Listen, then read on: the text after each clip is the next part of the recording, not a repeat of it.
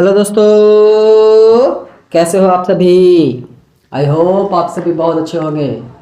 तो दोस्तों, हम लोग आज अपने 11वां चैप्टर जिसका नाम है हंसते हुए मेरा अकेलापन, इस चैप्टर के वस्तुनिष्ठ प्रश्नों को देखेंगे और जो सवाल इम्पोर्टेंट है, महत्वपूर्ण है, वो आप लोगों को बता दिया जाएगा इस वीडियो में। ठीक है, तो इसलिए आप लोग क्या करेंगे, हमारे वीडियो को स्किप किए बिना पूरी ईमानदारी के साथ वीडियो देखेंगे। अगर आप लोगों को लगता है कि मैं थोड़ा स्लो पढ़ा रहा हूँ वीडियो में, तो आप अपनी स्पीड थोड़ी सी बढ़ा लेंगे, 1.25 कर लेंगे।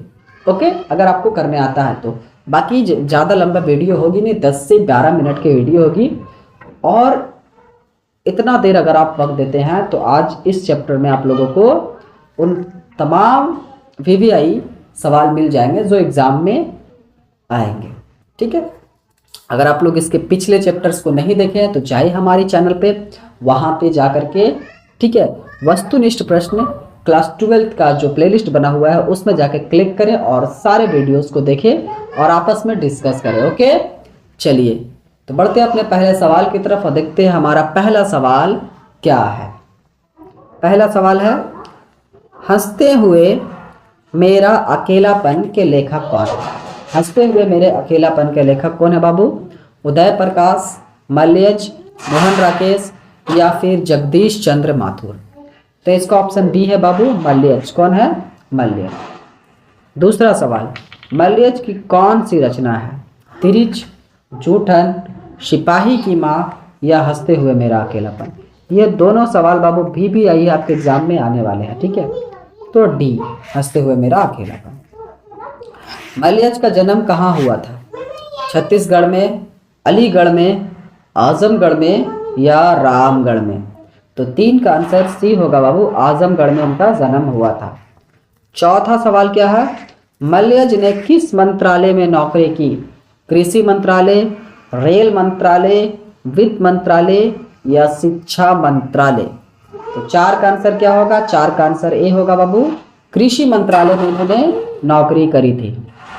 5वां सवाल है, मलयज के पिता का क्या नाम था?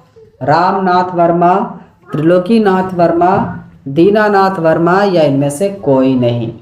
तो 5 का आंसर बी होगा बाबू, त्रिलोकीनाथ वर्मानाथ।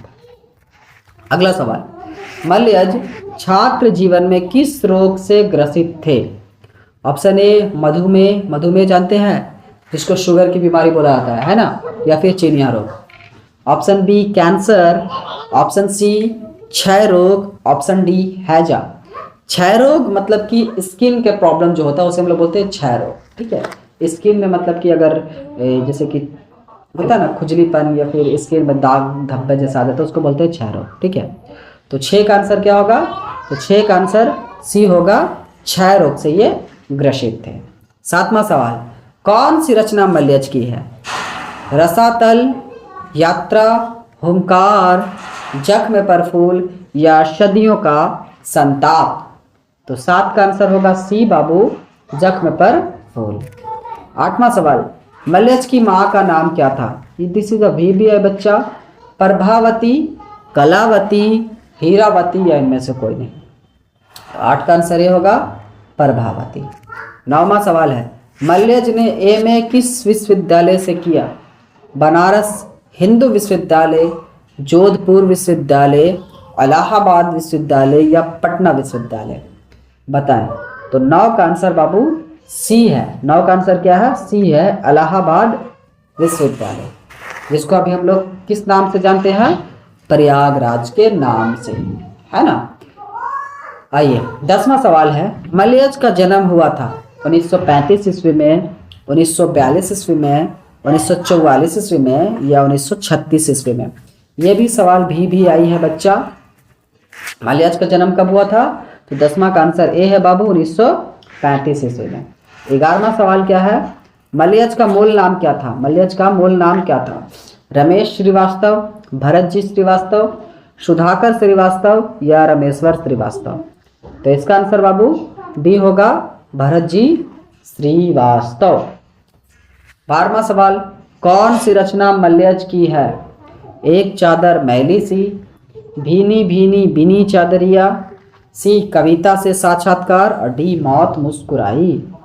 तो 12 का आंसर सी होगा, कविता से साक्षात्कार।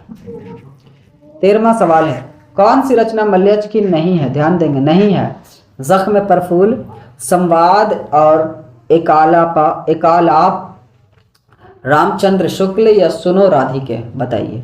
तो 13 का आंसर क्या होगा? 13 का आंसर डी होगा। 13 का आंसर क्या होगा? डी होगा। सुनो राधिका इनकी रचना नहीं है। अगला सवाल, हंसते हुए मेरा अकेलापन किस विद्या में लिखित है? पत्र विद्या में, डायरी विद्या में, कथा विद्या में या जीवनी विद्या में? तो हंसते हुए मेरा अकेलापन जो है वो है डायरी विद्या में। क्या थी? तो एक डायरी थी। 14 हो गया। 15वां सवाल, हर आदमी उस संसार को रचता है जिसमें वह जीता है और भोगता है, यह कथन किसका था?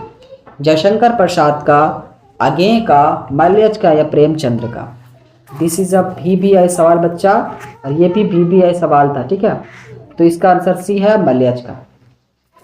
अगला सवाल, कविता संग्रह है जख्म पर फूल, रामचंद्र शुक्ल, हंसते हुए मेरा अकेलापन या कविता से साक्षात्कार? 16 का आंसर ये है बाबू, जख्म पर फूल। ये क्या है? तो कविता है। रचने और भोगने का रिश्ता कैसा होता है? द्वंद्वात्मक होता है, सहयोगात्मक होता है, नकारात्मक होता है या निषेधात्मक होता है? तो बाबू ये द्वंद्वात्मक होता है, मतलब एक दूसरे से रिलेट होता है, ठीक है। अगला सवाल 18, सुरक्षा कहाँ हो सकती है? घर के भीतर, अंधेरे में, पलायन में या चुनौती को झेलने में? ये भी VBI सवाल है बच्चा, तो चुनौती को झेलने में। मलयज ने जख्म पर फूल नामक कविता कब लिखी थी? 1970 में, 1971 में, 1972 में या 1973 में? 19 का आंसर क्या होगा? बी, 1971 में। अगला सवाल, पेड़ किस लिए काटे जा रहे हैं? बेचने के लिए, ईंधन के लिए, घर बनाने के लिए या इनमें से कोई नहीं? तो बाबू पेड़ जो काटे जा रहे थे वो ईंधन के लिए, यानी कि जलावन के लिए, ठीक है। निम्न में कौन सी मलयज की आलोचना है? भाषा विज्ञान, रस सिद्धांत, कविता से साक्षात्कार या इनमें से कोई?